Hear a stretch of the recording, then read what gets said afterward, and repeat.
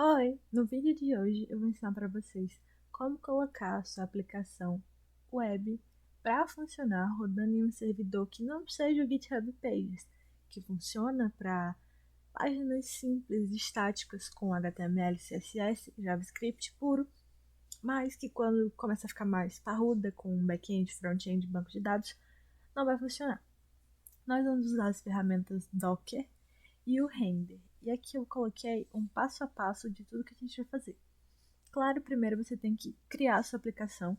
Aqui eu já tenho a minha aplicação pronta, um back-end feito em Nest e o front-end feito com Handlebars, uma página muito simples, só para que seja o teste do setup. Bom, depois que você criou a sua aplicação, você vai mandar para o GitHub. Tem um ponto importante que é porque pode não dar certo para mandar para o GitHub, você já vai se desesperar no primeiro passo. Mas o que acontece? Quando você gera o seu back-end, front-end, provavelmente dentro dessa pasta vai ter um arquivo .git. E você vai precisar excluir, porque senão vai ficar tipo um .git dentro de outro .git e não vai enviar de jeito nenhum.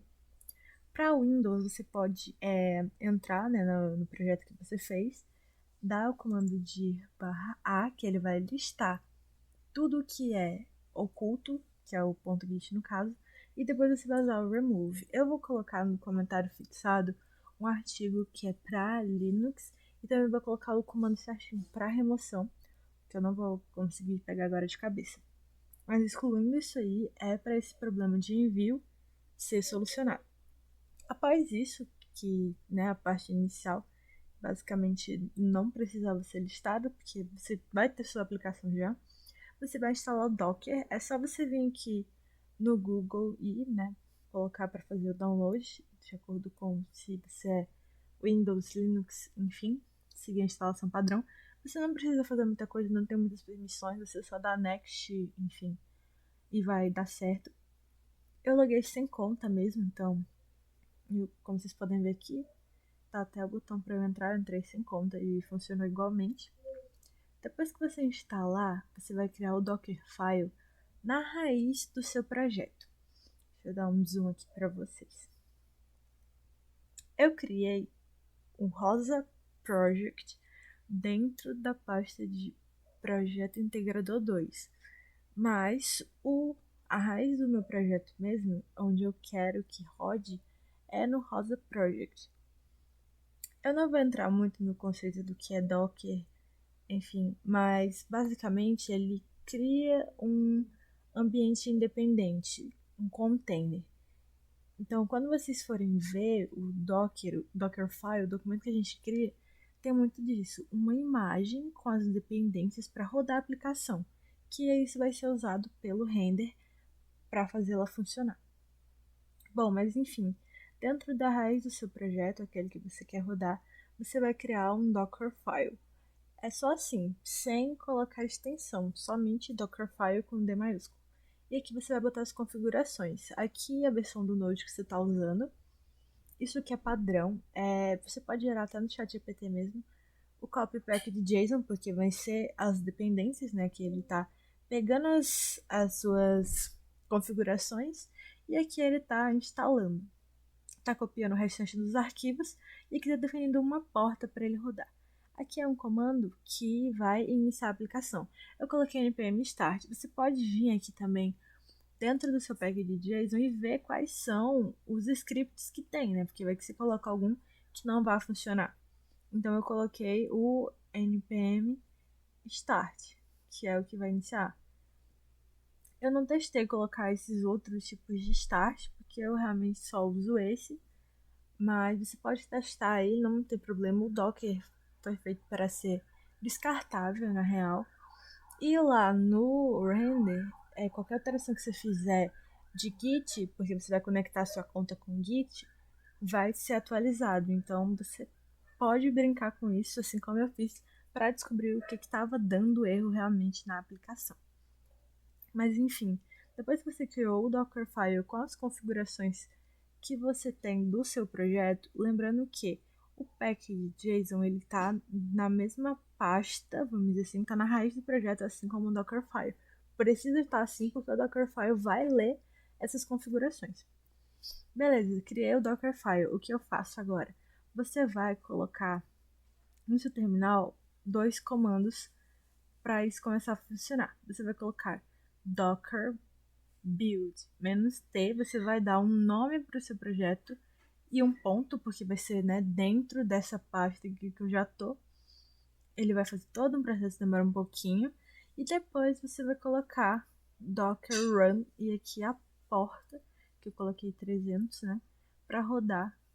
Isso aqui eu só também copiei do chat GPT, posso deixar também na descrição, aliás, no comentário fixado ou no primeiro comentário aí, o que vocês têm que escrever. Essa parte é padrão mesmo. E depois que você fizer isso, você vai no render. Aqui eu já tenho o meu deploy feito, mas você vai basicamente criar um new web service. Você vai pesquisar qual é o repositório. Eu já conectei aqui o meu. Você poderia escolher algum outro, mas basicamente você vai escolher o seu repositório e vai ficar o principal. Então eu precisei fazer algumas configurações porque estava dando bastante erro, como você pode ver, muito erro mesmo. Então, quais foram as configurações que eu fiz quando eu fui criar o projeto, que são configurações que ele pede? O nome, eu coloquei o mesmo nome que eu tinha colocado no Docker. A região eu troquei, mas eu acredito que também não vai influenciar. Aqui o repositório é o link, como vocês podem ver, isso aqui é HTTPS, só que eu tenho muitas subpastas dentro disso, então eu achei mais interessante especificar qual é o meu root, que vai ser dentro de IFP, né, o módulo 4, o projeto integrador e o Rosa Project, que é o que eu quero, é onde está o Docker, onde está o package JSON. Bom, e depois, mais importante, é build command e start command. Aqui você tem que colocar as mesmas coisas que você colocou aqui no Dockerfile. No Dockerfile, como vocês podem ver, para rodar eu botei npm install --only production. E aqui no build eu coloquei isso. Para que serve isso? Para ele instalar todas as suas dependências necessárias, né? Tipo a pré-configuração. Porque é como se você estivesse realmente rodando tudo através desse servidor. Então ele precisa baixar os seus pacotes, precisa começar a rodar igualmente como se fosse você fazendo manual no terminal. Por isso eu achei melhor também colocar o diretório, porque aí é, né, como se eu estivesse dando CD tal, entrando em pasta por pasta. Eu achei mais interessante porque eu quero rodar só isso nesse ambiente. Bom, e depois o comando de startar, né, o npm start também. Bom, o restante não modifiquei nada. Depois disso, você vai esperar que dê certo. Caso não dê, ele começa a pedir, dizendo que tem tipo coisas que não foram instaladas, não comece a instalar, porque isso é apenas uma diferença na sua versão do Node. Por exemplo, deixa eu mostrar para vocês aqui nos logs. Aqui estava dando erro e falando que não tinha encontrado um módulo específico. Isso aconteceu umas 3 vezes e eu não conseguia resolver. Eu sempre instalava, atualizava o package, mas sempre aparecia uma coisa nova para instalar. Qual é o problema? Bom, o Node que eles estavam usando era a versão default 14.17. E como vocês podem ver, se eu der aqui um Node-V, a minha versão é 20, aliás, é 16, ou seja, incompatibilidade de versão. O que eu fiz para isso dar certo? Eu vim aqui no pack de JSON e atualizei colocando aqui ao final, especificando qual era a versão do Node que eu estava usando. E com isso o render ficou com a versão que eu queria e não teve mais erro nenhum. E a página, ela foi servida e agora tá nesse link que aparece aqui. Como vocês podem ver, ela tá funcionando normal, até mesmo a query que tava lá tá funcionando e é basicamente isso que deixei esse registro, porque foi bastante tentativa e erro para conseguir chegar nessas respostas. E é isso.